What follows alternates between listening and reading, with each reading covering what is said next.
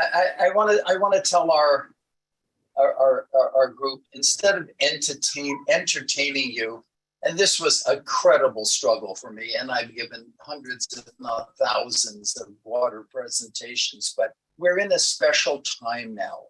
And I've never been so concerned about my fellow man as I am now.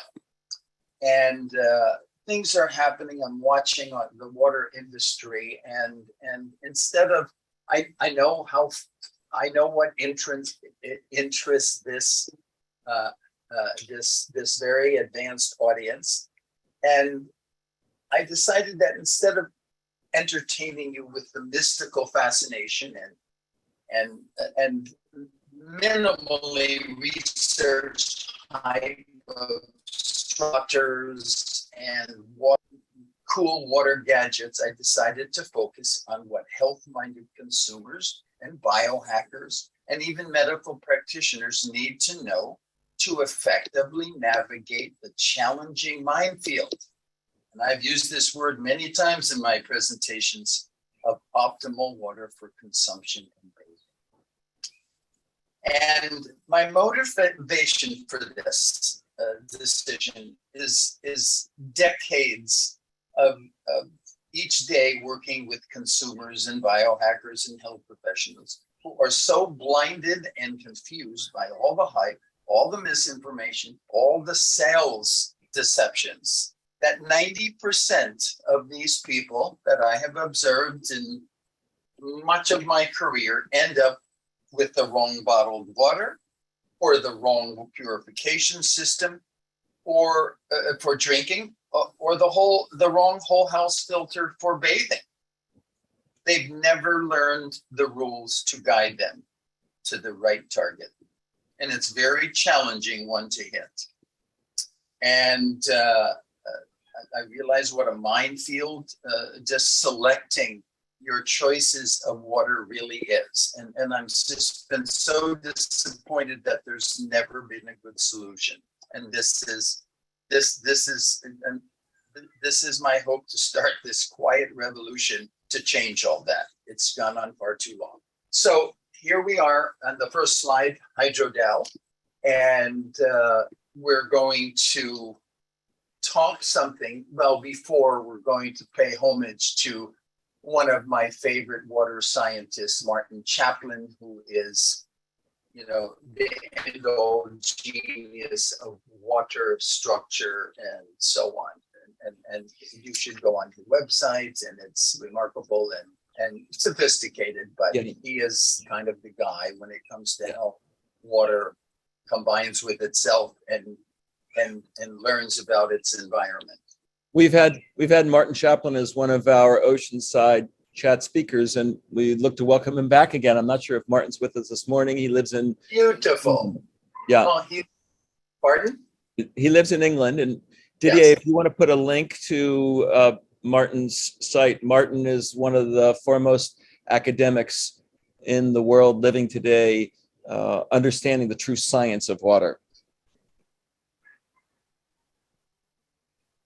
So we're going to start off with some science. I always have to teach some science because, partly because I realize that here in America with our completely failed education system, that people just haven't even learned the basics of science as they have in other countries. But this slide shows a visual representation of where we think it all happened, or where scientists, the consensus of scientists, and this is the Big Bang, which happened about 13.8 billion years ago, it is thought. And this Big Bang is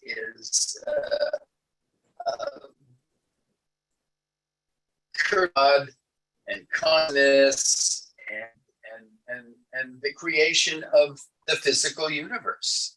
So we're going to go from here quickly to how water comes into this. So the first thing that was created in this Big Bang, it is believed, is a neutron and a proton. So they are the building blocks of all matter that makes up the universe. This does not include energetic forms and quantum forms, but this is the matter of the universe.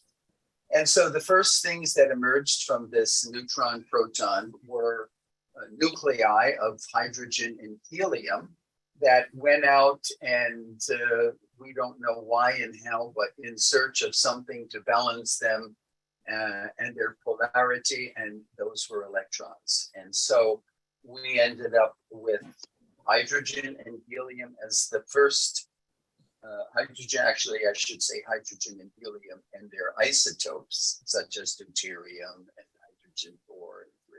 Robert, what percentage of the universe is hydrogen? Well, you're going to see that right now. Okay. So these things went out in search and they spread throughout the known universe. And then through the attractions, interactions, and gravity and other forces, they combined to form the first stars. And those stars started to partake in fusion reactions in which hydrogen combines to form helium and massive amounts of energy. And it was billions of years later, perhaps, that these stars started to reach their highest temperature and start to burn out. And during that end period, all these nuclei started to form the rest of the elements of the periodic table, in addition to the hydrogen and helium. So it's a fascinating thing. All the elements just came from this.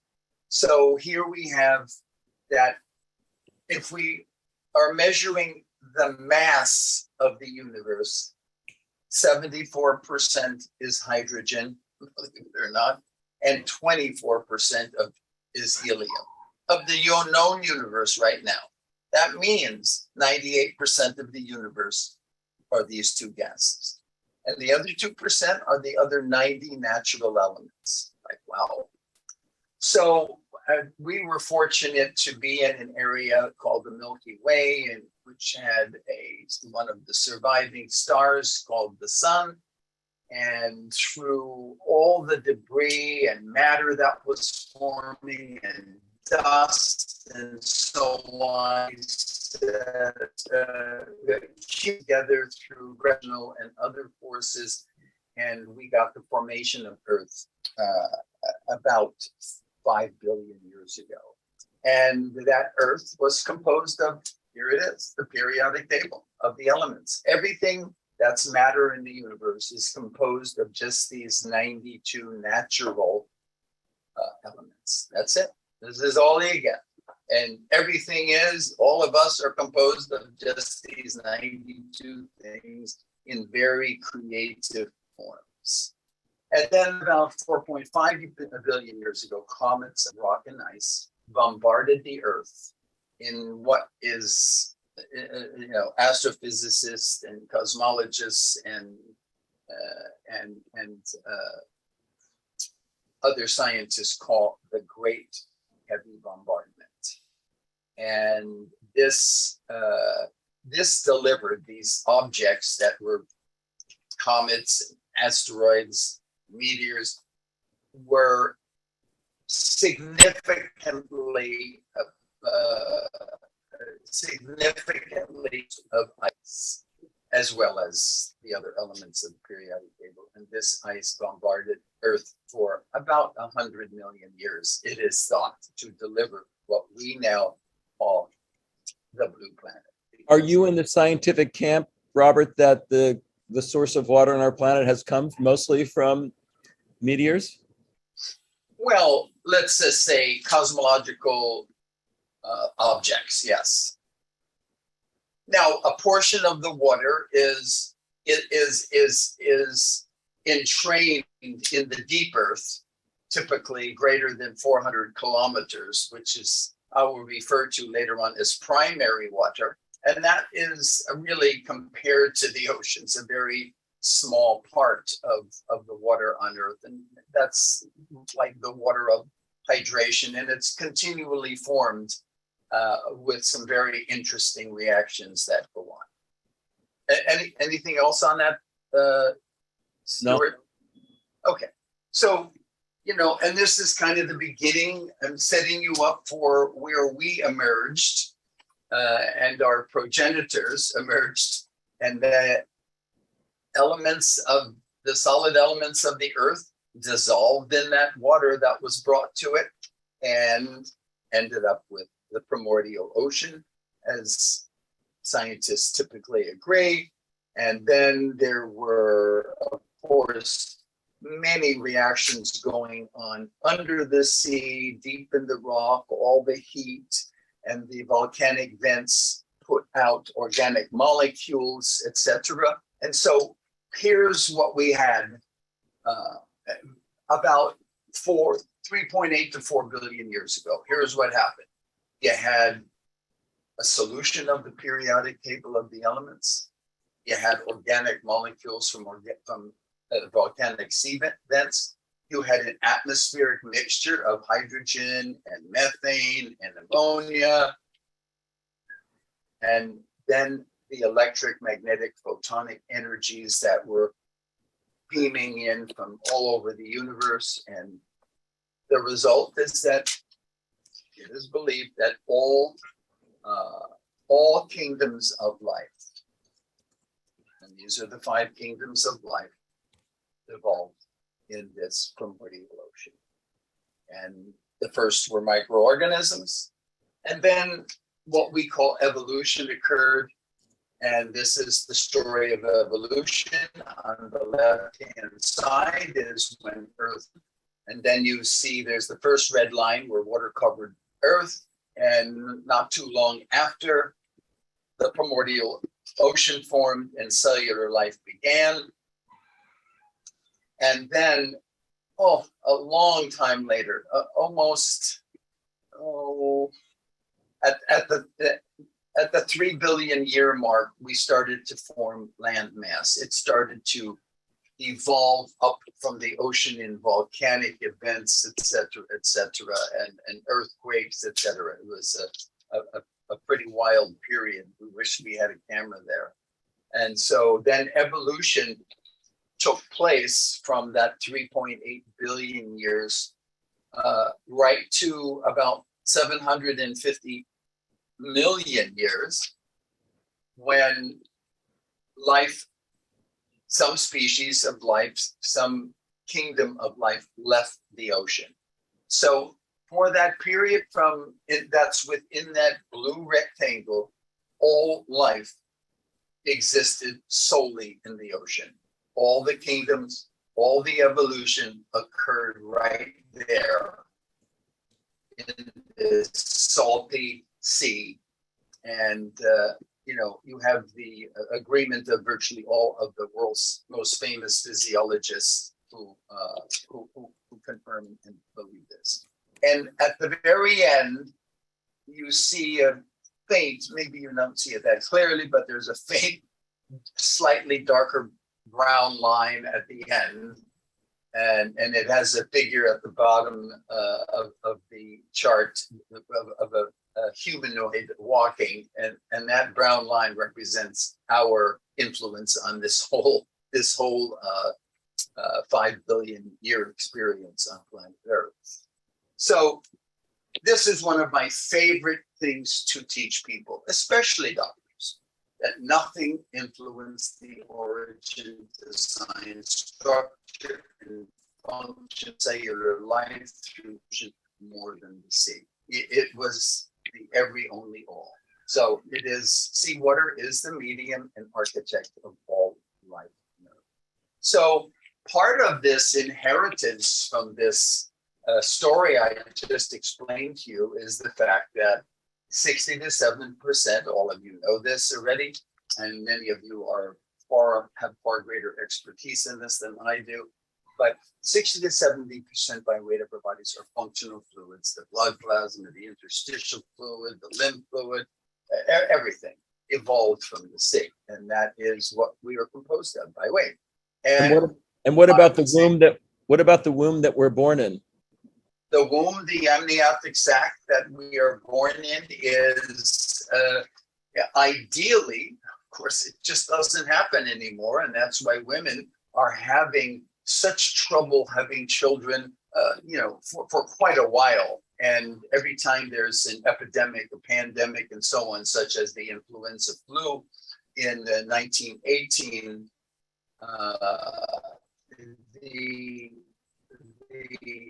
those days, I'm a student of that whole period of time, because that period of time in the early 20th century is when the reign of one of our greatest revolutionary biologists, Rene Canton, taught us all of this information and told us we evolved from the sea and our fluids are based on seawater.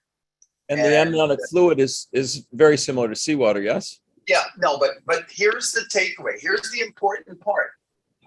And no one saw beyond this but Rene Canton. And even today, doctors don't know. Oh, yeah, the amniotic sac, and that's like just like seawater and our blood plasma, where you can use the plasma.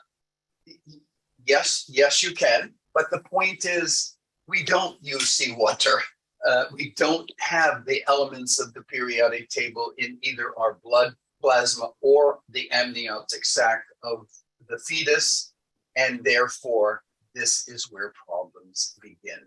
This is why women during Rene Canton's time, during the multiple pandemics of cholera, tuberculosis, syphilis, gastroenteritis, had massive numbers of birth defects and dead on arrivals. So it was very common then for a woman to have in excess of 10 pregnancies before a normal, healthy child would emerge.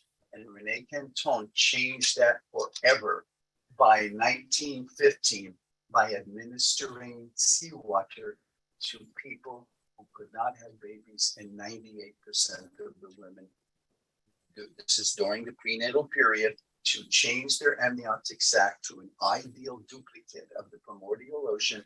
And all those women had 98% of the women in an incredible study he did had perfect children immediately in the next child.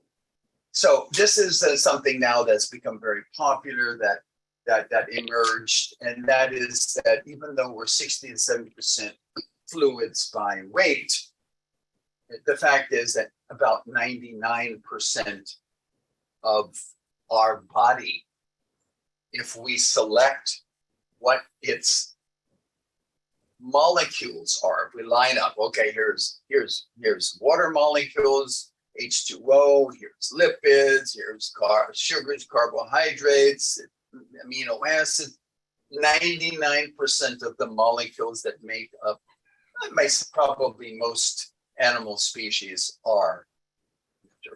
So while we call ourselves Homo sapiens, I think we are more aptly named Hydro sapiens, since we are water beings. That's a great, how can we initiate that? Yeah, well, and the word sapient means wise, and we need to become wise water beings because we haven't learned a lot of our lessons. And we need to become wise about the lessons that we have and our relationship to nature and all of the elements in nature, which of course water is the dominant element for us on our planet and the source of all life for everyone and all living beings. So I'm a little confused here as why I advance. There we go. This came up. I guess my computer was slow. So now we're going to talk about really what I want everyone to know. I mean, the future generations. I want your patients to know. I want your friends to know. I want you to know. How do you succeed in acquiring this in your life? And we have become so distracted, so much lied to. When I go through the internet on the sites that are selling bottled water, water purifiers, water filters, home systems, structured water, all the gizmos there are, water with hydrogen, I would have to say it is well over 95% simple sales pitches based upon lies. And that has finally gotten. and I have to solve this during my lifetime. So how do we, what is, look, in the water that we are exposed to, most of us are subjected and live in a home in North America in which we have something called municipal water or tap water, and or well water. We have a private well in which, and some municipal water is from wells, of course, but we may have a more complex situation of having our own well water. And when I get through explaining to you what you need to know, you are going to be just flat on the floor, exhausted to do this properly. Because 95% of the people who call me, contact me, email me, and in almost every category of water. So, you know, probably the biggest single feature that we're curious about is, you know, we know our water has all these contaminants in it. And it's, you know, there's, you know, 85,000 chemicals created by industry that are dumped into our environment and end up in our environment. I mean, this is a challenge for us. And many of these, let's say I can comfortably say many of these less than 500, and you'll see this unfold, make it into our water that is served to us. Now, not every water supply and every municipality has these 500, but if we take all them together and count, okay, New York has this, California, you know, San Diego has this, et cetera, you'd end up, holy mackerel, there's like 500 of these chemicals that, and things, everything, heavy metals, not just chemicals, microbes, pesticides, et cetera. And Robert, can I just add that the Clean Drinking Act was passed in, I believe it was 1972? 76. The Clean Water Drinking Act, yes. Yeah. And so that set out standards for these contaminants, but go ahead. Yeah, and so in the 50 years that it was passed, that things have changed rather dramatically on our planet. And yes, and so have the standards, but you're going to see a lot of switcho-changeo, because if governments of the world set their sights on removing, installing technology that could remove, let's say, the worst 250, no one could afford to buy the water, except for Bill Gates and Jeff Bezos. So this is a challenge. So let's just right now there's about 85 minutes allowed by Congress to be monitored under the EPA and standards for what is a safe level, because you know you can't reduce it to zero. I mean, not practically speaking, and there's just a safe level. Your body is used to dealing with things and impurities. So there are something called maximum contaminant levels, MCLs, that are established for each contaminant. And you know, some of those are getting worse. Like the one getting the most press right now are PFAS. The PFAS, polyalkyl fluoro substances, and these are the popular, used everywhere in the world, you know, water repellent chemicals and non-stick surface chemicals. Okay, they're based upon a fluoride backbone and like Teflon. So kind of Teflon would fit into that. The chemicals that come off of Teflon. For people to know that PFAS is the canary in the coal mine of our generation. And yes, it is. And if you haven't heard about it before, in studies, I don't know the inner details of this, but 98% of the people tested for this on Earth have PFAS in their blood. Okay. And there's a lot of science behind this.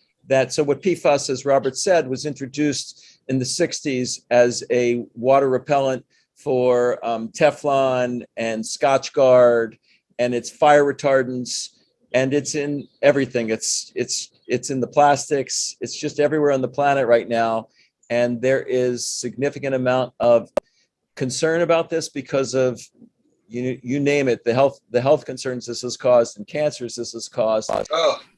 And there's legislation that's going to be coming that's going to regulate and cause for the cleanup of PFAS in our water. And it's a key area that we are focused on for solutions for that and innovations that will take the PFAS out of our water. And they're not easy. More about that. They're not easy because PFAS is not one chemical. It's an entire host of categories of chemicals and of different molecular weights and chemistries, very complicated. And you really have to, there's only a few filtration, let's say, systems types that are available to an informed consumer that can remove all the categories. So it's a tough one. And the end of this slide just says,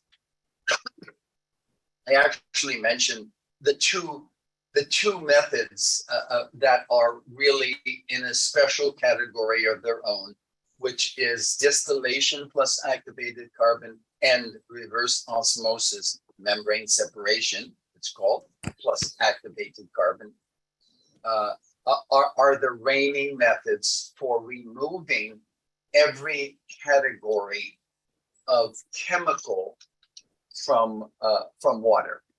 Okay, and those Robert, are the ones. You and your brother are the pioneers who really brought reverse osmosis to the world. So thank you for doing that. In the early 1970s, yes, we did a lot of crazy things, but so could you talk about for us to understand RO and what are the pluses and minuses of RO? I'm going to do an abbreviated form of that because, if there's anybody in the world that can take you down the rabbit hole and never find your way out, it's me about reverse osmosis. Okay. Okay. So I don't want to overdo it, but it uses something called the semi-permeable membrane, which I guess you could say it looks like saran wrap in a loose sort of way. And if that is like adhered to some stronger, fabric substructure as a sheet, imagine just a sheet of this stuff. And imagine you're forcing water against this membrane, which has very unique properties. This was discovered by Surya Rajan, who's an Indian scientist, or was an Indian scientist at the University of Florida in 1955. I joined in the development of this technology in 1970. So this membrane has this unique ability to separate almost everything from water, except for low molecular weight substances that are volatile, like alcohol. Some alcohol will go through it, and very low molecular weight things. And that's where the carbon comes in. That's why you always combine carbon with distillation and carbon with reverse osmosis.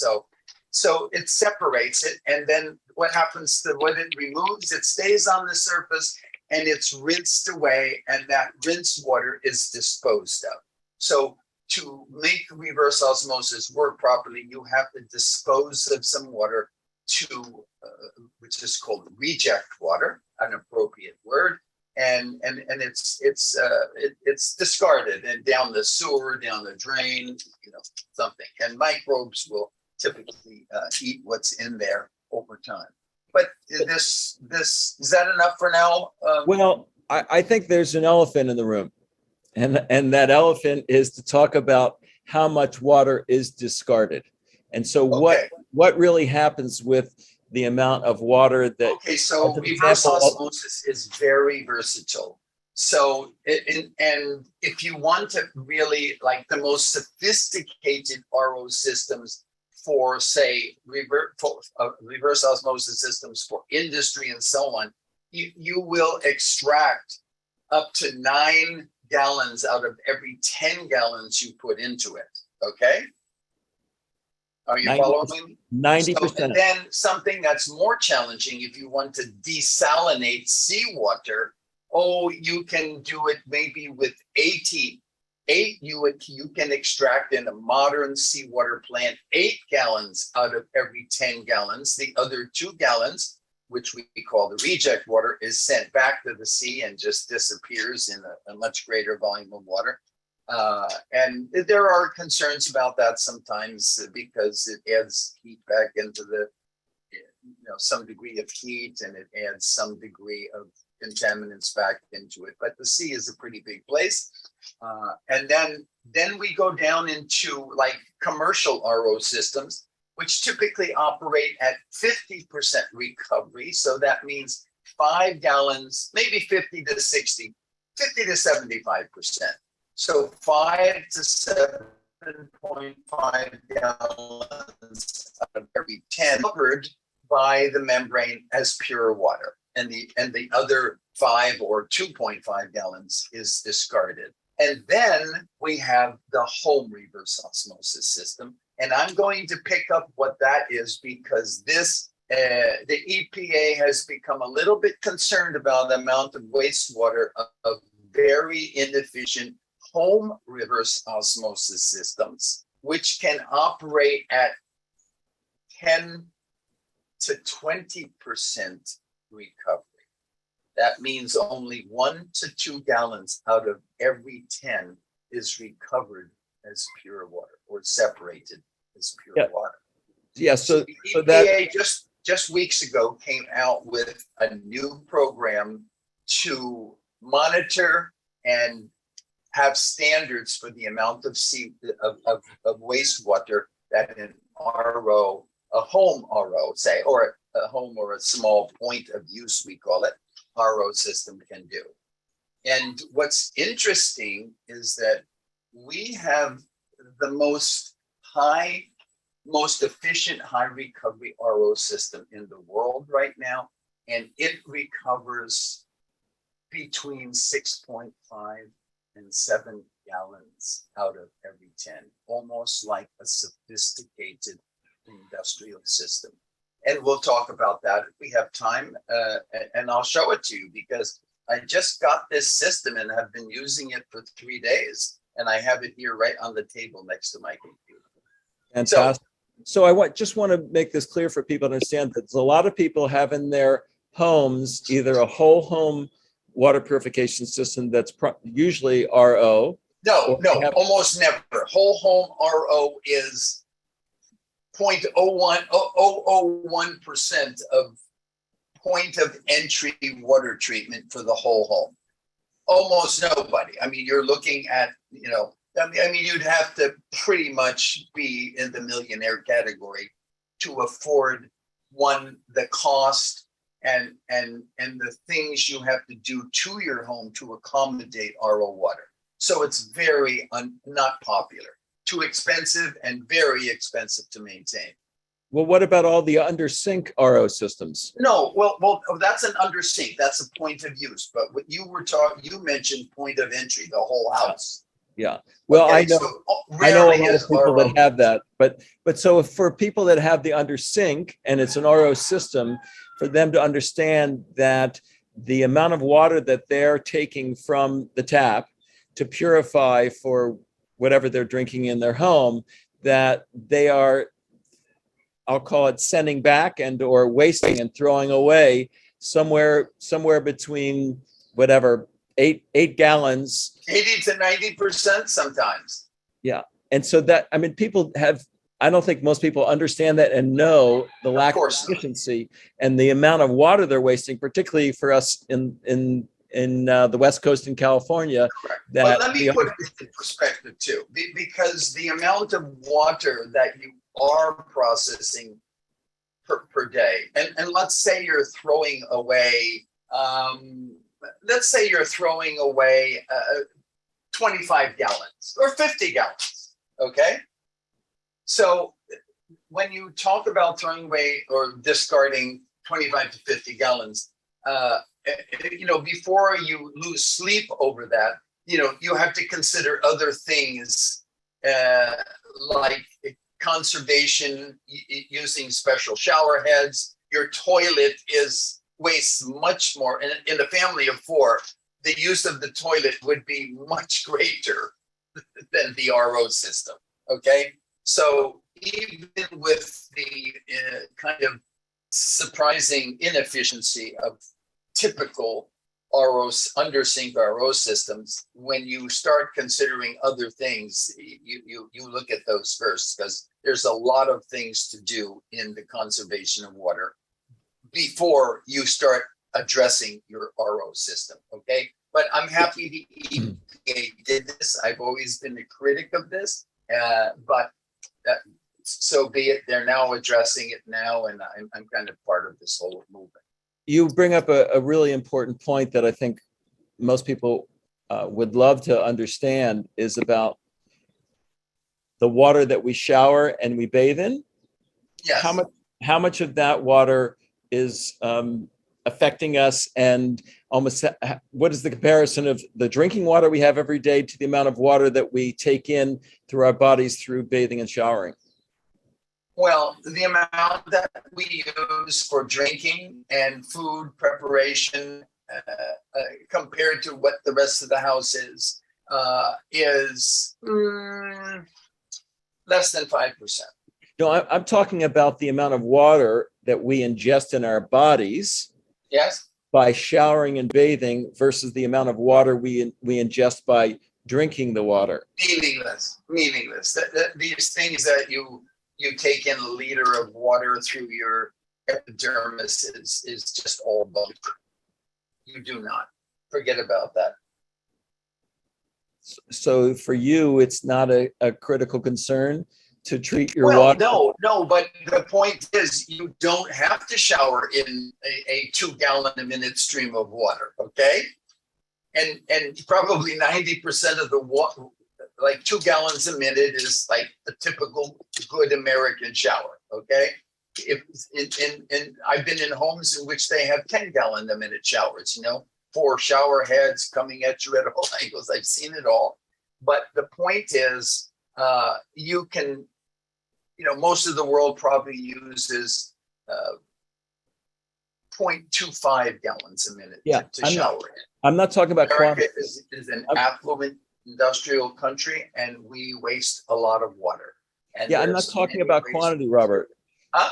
I'm talking about the quality. So what is the science that you believe is about what many people have said is that the amount of toxins that we get through bathing and showering because of all that water that's coming onto our body and all of our pores, right? That we so listen.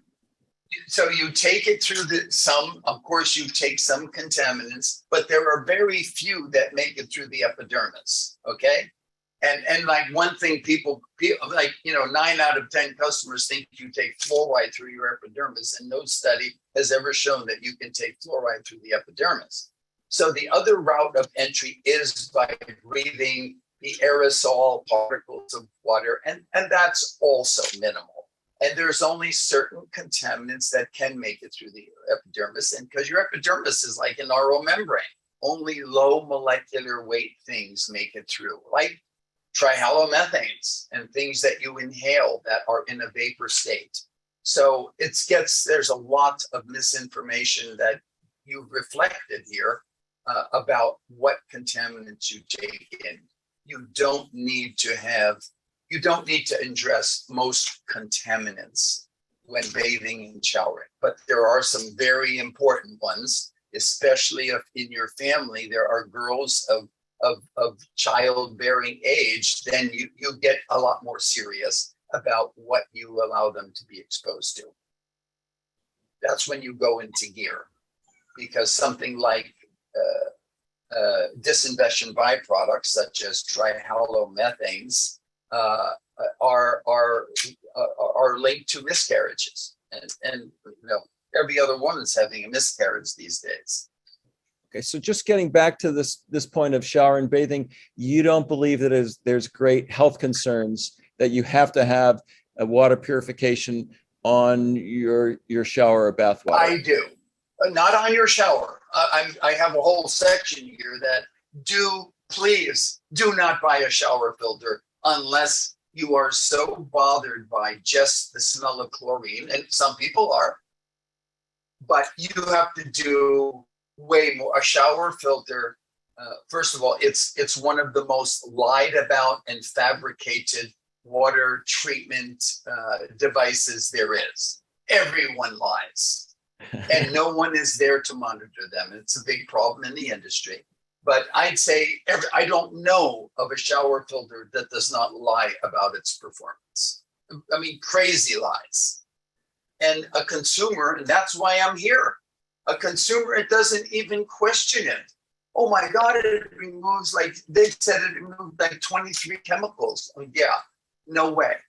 So, and part of the reason is a shower filter is so small, and the flow rate you're taking through it, which is 1.5 to 2 gallons per minute, is too fast for whatever is in that filter to have the contact time to be able to absorb and remove that contaminant. Okay, so thanks for busting that myth. Let's go and let's talk about pH and alkaline. Oh, okay. So I'm going to dispense of this drawing. Everybody gets it. Everybody's seen something like this. And here's some contaminants, and here's my list of all the categories of contaminants. Like there's inorganics, SOCs are typically pesticides, herbicides, glyphosate, VOCs are typically petroleum related, I mean, solvents and things like that get spread all over the place with fire engines. Can you go back one slide, Robert? Because you advanced it to show the contaminants again. My next slide is actually the same as this in verbiage. Okay, great. But there you go. But let's go over this. Chlorine and chloramines and chlorine dioxide that are used to kill bacteria in the water.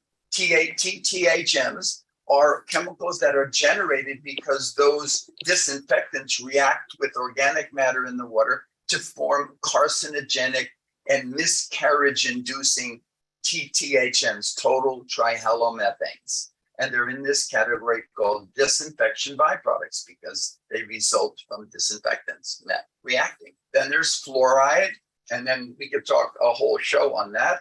Aluminum from water treatment plants, SOCs, pesticides, glyphosate, EDCs, endocrine disruptors, which include pharmaceutical drugs of all types. Can you imagine what ends up in this age of recycling sewage water? Okay, because probably many people here are, including me, right now, are part of our water supply comes from the recycling of sewage that a week before was flushed down somebody's toilet.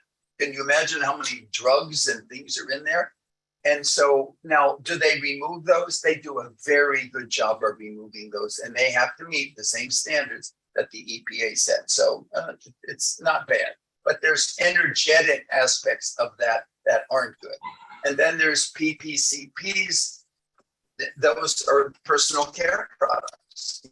Just imagine how many shampoos and window cleaners. Oh my God! And then glyphosate. We just pick out as a special category that we have to not only eliminate the contaminant itself, but we have to eliminate the company and the government that allows them to exist. So, and then there's, of course, microbes that include virus and so on. And then we've also got the PFAS. Yeah, the PFAS is, I guess the PFAS could be in the personal care products, because it's on your dishes, your frying pans, and your and your ski jacket.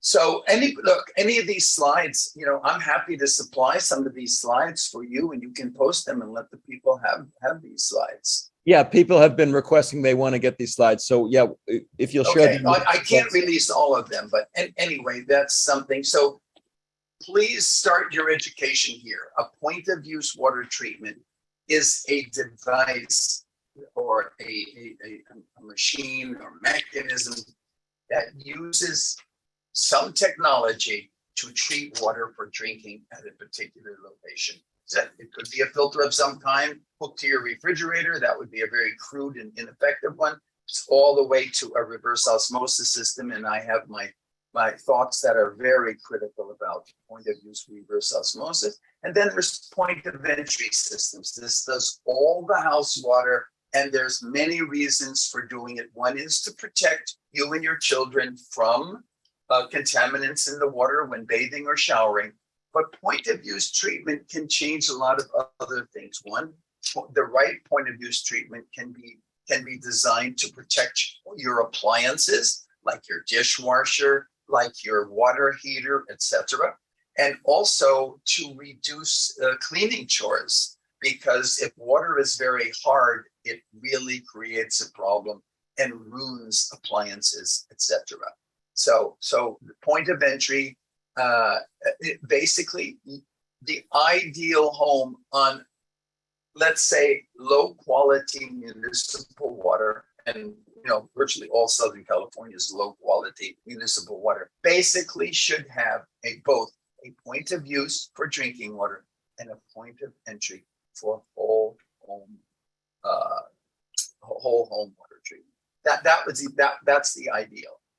So now, one of the responsibilities of a consumer is to find out, because, well, let me preface it. I cannot tell you how many times a week I get this email. Hi, I've listened to your podcast, and my name is Jane Doe. Can you tell me what water purification system I should buy? Now, Jane, even what state she lives in, what city she lives in, anything about her water supply or anything she doesn't like, or her real concerns. Nothing. Just, this is Jane Doe. What should I have as a water purifier? This comes in 30 times per week to me. And then this is what I want to change in all of you. What do you need to know? And it's really relatively elementary. It's just that you've been protected from this information because the water industry, I'm sorry to say, an industry I've been a member of for over 50 years, the water industry prefers that you talk to a fast-talking salesman so he can make a big commission, okay? And they are not informed. They don't know about miscarriages and THMs, and they don't care. But you will buy their BS and lay down an excessive amount of money to do it. And that's what I want to change. Private wells are a more difficult special case, but you do have to know what's in the water before you even begin. So how do you get that? You go in you just search water quality report for Dallas, Texas, something like that. That's it. And you will come up with the City of Dallas mandatory EPA report. Now, some cities, they are pretty crappy, and it just makes me crazy that they get away with it, but they do. But big cities can't get away with it. And you need to look. Now, here is water quality, and they must do this every year. Here's one for San Diego, and it happens to be for 2016. And when you get this report, you're going to go, holy geez, this tells me what's in the water, but I don't even understand this at all. And you shouldn't. This is complicated stuff, probably and possibly because they don't even want you to know what's in the water, okay? And you can read about where your water comes from, but as far as understanding how this leads to what you should install for water treatment, for point of use and point of entry, there's not one of you out there, maybe your group will have a clue of how this leads to a choice of equipment to protect your water. Yeah. So There's another, here's what I say. there's another site that I want to share with everyone, Robert. It's EWG, that is Environmental Working Group. Yes. That is really exceptional. And yes, and I disagree on that. Okay. Oh, really? Yes, I believe that EWG. I believe this, and I'm investigating EWG is a shill for the water treatment industry. Okay, and it's an incredibly clever way to go, and they have so much misinformation, in my opinion, and exaggerations that I have pointed out to everybody. I mean, it's just at borders on just blatant lying about the like, oh, you have 425 times more arsenic in your water than the allowable limit. Oh, really? I'm just looking at the water report, and it lists arsenic. And how did you get its 400? What study or what standard are you relying on? Okay, so there has been some outcries from water scientists against EWG. That looks good, and that's the point of my whole presentation. All this stuff looks good, all this, but it's a minefield of misinformation. Okay. So but sorry for that. Sorry for that, Stuart. No, look. This is the whole point of us talking today. Is really I true.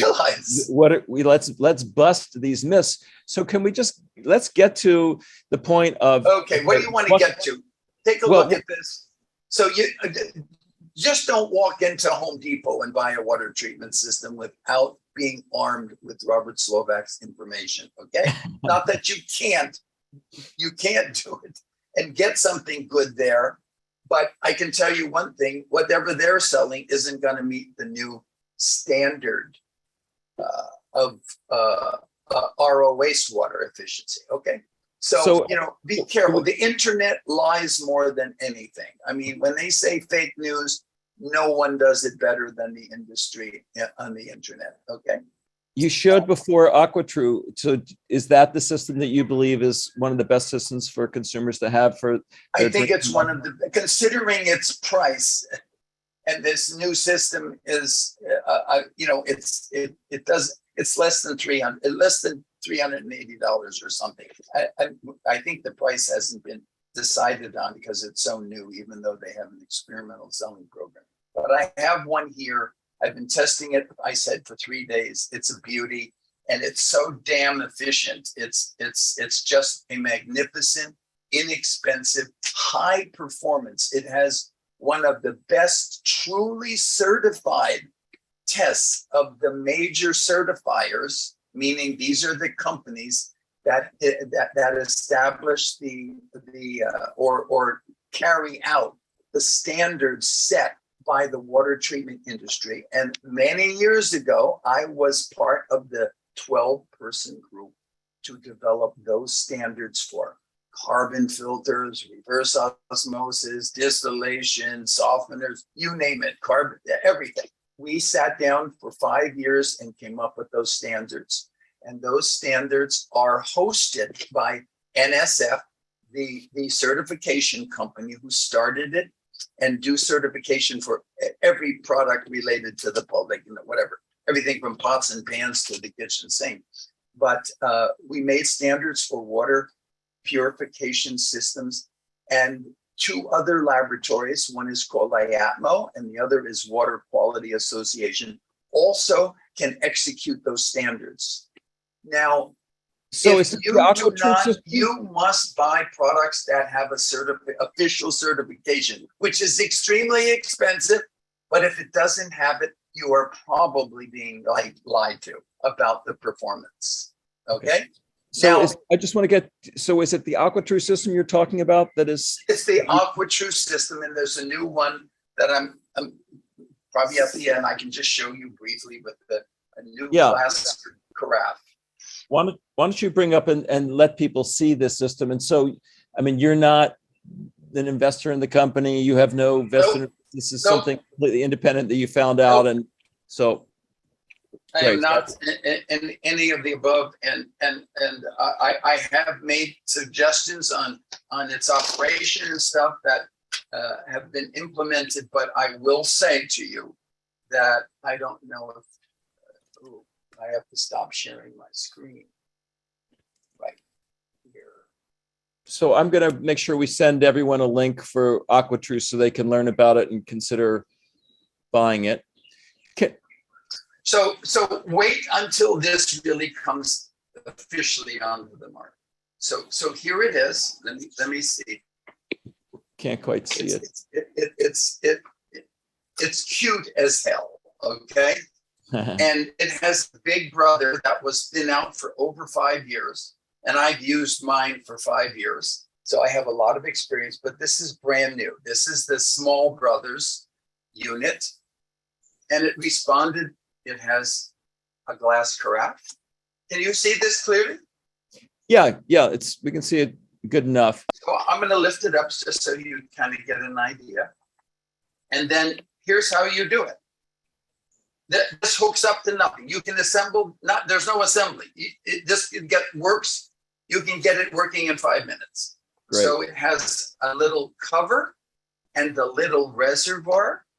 And this reservoir, you fill with tap water, and you just push it down, close, and it begins automatically and monitors itself and does all kinds of little tricky electronic gizmos. And this glass carafe starts filling with pure RO carbon treated water. And this so Robert, can you talk about this system? Let's talk about pH and alkaline. Okay, there you go. So you saw it.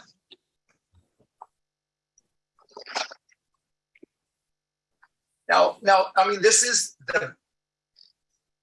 probably the cheapest, most high performance, and the most, not the most high performance. This compares to any of the best RO systems in its performance in removing contaminants, but efficiency, it's in a class of its own. I told you it's over 60% efficient. It's crazy. Nothing comes close to that in the world.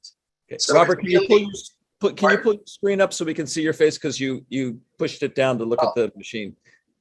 There you go. Okay, so now I'm going to share screen again. Back to that. So fascinatingly, most people don't know what pH means and stands for. Potential of hydrogen, but it really is it defines the acidity or basicity, basic alkaline of a solution. It can be a solution of anything. So I'm going to get to this to just walk you through it so it's memorable. And by the way, just since I just passed the slide, I even though my brother and I were the primary developers of this system in the 1970s, every design is basically based upon our system. I do not recommend under-sink RO systems for most people. And it has to do with the microbial growth in these tanks here, okay? And this disappoints many audiences and they go crazy. So here's the two main components: the actual filtration part and the storage part. And the storage part is more complicated than you would guess, and it's not favorable to staying microbially sanitary. So, and in this era of failing immune systems and children with autism and ailing microbiomes, this is not good. But this is something we should take up perhaps in greater detail. Here's the big brother of that system you just saw. This is also an amazing product, and it's been out for 5 years. Okay, let's go down to, I just cannot ever get through, because this is one of the most common things I get asked, what shower filter should I have? No shower filter. You can put one on to make you feel good, in your head, but it will do nothing that's important in protecting you from any serious contaminants, except if you don't like heavily chlorinated water. If you have it, then yeah, it's better than nothing. Here we go. And I'm a fan of most bottled waters. The bottled water industry is quite a responsible industry. You have to do your homework too, but they're pretty good. Now, okay, it's alkaline high pH water. Its value is a misconception because the promoters going back 20 years did not realize the difference between alkaline and alkalinity. The pH of drinking water is irrelevant in human physiology because when they just say, oh, and alkaline water is typically like pH 9 to 11, it doesn't say what its buffering capacity is because that's the only value that pH can give if it has a high buffering capacity. But since there's no, well, except for Europe, certain European bottled waters, when you buy alkaline water from the store or from Trader Joe's or from Whole Foods or get their machine to put it out, I mean, I just want to cry because if people pay money for nothing. And the pH of or the bottled water has such a low buffering capacity. And so does the buffering capacity of alkaline ionizers, such as Kangen and Echo, etc., that it doesn't have any ability to alkalize the body. It's just a fake news story. And it wasn't done maliciously. I'm certain of that. It was just a misconception by the early promoters and discoverers of alkaline water. Okay, so all these waters that are in the alkaline water category, the bottled waters that have 8.8 or 11 or 14. Meaningless. Thank you. And you can take a tiny, if you want alkaline water, you can take literally a 10-cent bottle of sodium hydroxide, which is one of the most alkaline stuff. And take your bottled water or your distilled water, etc., and put 1 drop in a gallon, and it will go to like the pH of 10. There's your alkaline water. What's wrong with that? How is that different than the alkaline water that is coming on the store shelf? You can also do baking soda, right? Yes, but now you're introducing real alkalinity, and that's good. So if you want, I'm just saying, store-bought and ionizer-made alkaline water does not have the alkalinity, which are the carbonates and bicarbonates in water, because it's made from purified water, and they just change with chemicals. They just add a small amount of chemical and make it a different, a higher pH, but it doesn't give you the buffering capacity. So this takes you right through it. And if it doesn't have the buffering capacity, the stomach and GI tract will convert it to acid water in 2 to 3 seconds. And you just paid extra for it and lugged it home from Whole Foods. So here is one of the greatest alkaline deceptions there is. It's this famous chart used by the industry that defines like disease and so on in terms of alkalinity and pH of alkaline water. And it's a total fabrication. Okay, so I don't want to leave everyone here distraught and saying, oh my goodness, what do I do? Now I have this system and I spend let me show you what to do. First of all, there's great things written on against the pH. These guys understand it and they said, hey, this is crazy. And this just shows you what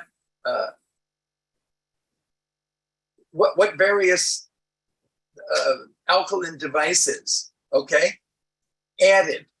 So you have to have 500 to 1,000 milligrams per liter of alkalinity to even begin to alkalize the body. And there are better ways to do it through food anyway, but this gives you an ionizer added 30 milligrams, nothing. It couldn't neutralize your saliva, okay? But look at this, popular pH drops, which are sold for a fortune, they added less than 20 milligrams. Here's Stewart's half a teaspoon of baking soda. It achieved an alkaline pH of 8.4. And look at how much alkalinity it gave that actually can alkalize the body, 1,500. Isn't that a big difference? Somebody just paid $3,000 to add 30 milligrams to the water going into an ionizer. And with a half a teaspoon of baking soda, they got 1,500. Here is one of my favorites, Gerolsteiner, 1,700 sparkling water. You can buy it Trader Joe's or Whole Foods. Wonderful water from Germany, 300 years old, 1,790. Now, those guys aren't lying. This does alkalize the body. Yeah, that's an amazing water. That's absolute. This is why those alkalize the body. And even Alka-Seltzer Gold, that's 800. So. Thank you, Robert. That's great for people to know that. What do you think about Fiji water? Pure. I hopefully from a wonderful earth source, even though I really don't recall the details of it. Pure, and I think it has one special property that is a high level of silica, which is very nice for skin and membranes of the body. I think that's its real. I think that's its nice feature. But there's not. You're going to see one of my demands of water. I don't care if you buy Mountain Valley water for $10 a liter or whatever it costs. You know what I tell people? I think it's wonderful. It's from the earth. It's from the ground. Nice. They don't add anything to it, but add the periodic table to it. And one of my favorite, of course, of all time, because I brought it to America from France and Spain, is Canton marine plasma.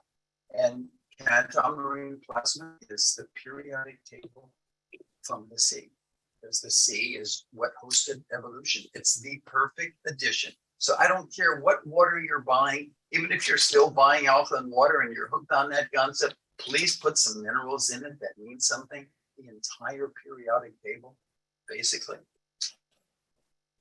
So one of the great things is how to alkalize naturally. And I want you people to look up PRAL, potential renal acid load. This is what nutritionists who know what they're doing, clinical nutritionists who know what they're doing, will discuss, and they will find this information based upon your diet. And there's another great, I mentioned Gerolsteiner, alkalizing drinking water, and there's another one from Hungary called Donat, D-O-N-A-T.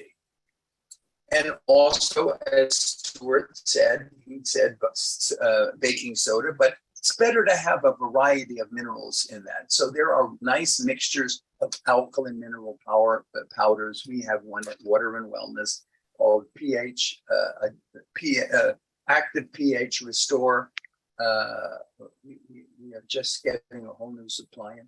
And this is the ultimate. This is what supplies the potential renal acid load, that information. And here is a chart, or a little piece of the PRAL food chart. So if it's negative, it alkalizes the body. If it's positive, it acidifies the body. So you can see vegetables and fruits, -5. Yeah. Lean meats, oops. And this is why meats are acid producing, +14. Fish and seafood, +11. Beans and legumes, neutral. Nuts, acidifying.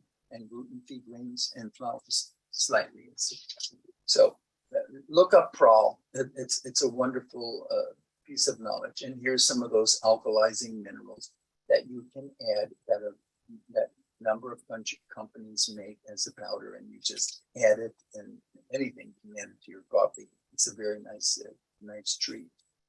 And then we probably aren't going to have time for structured water, that's for sure, because that's the big rabbit hole that everybody wants to go down, and it's the most windy rabbit hole there is. Okay, so let's just take a quick breather here. And on a positive note, you're making us realize that the minerals is what is so critical to add to our water once we have purified our water. Yes. And I know that we'll end up sharing links to Quinton, and there's another sea plasma water that I like and recommend, Formentera from Spain. That is water for alkalizing water. It's wonderful. Yeah, Maybe for treating gastroenteritis, it may not be the ideal, but it's good. Yeah. So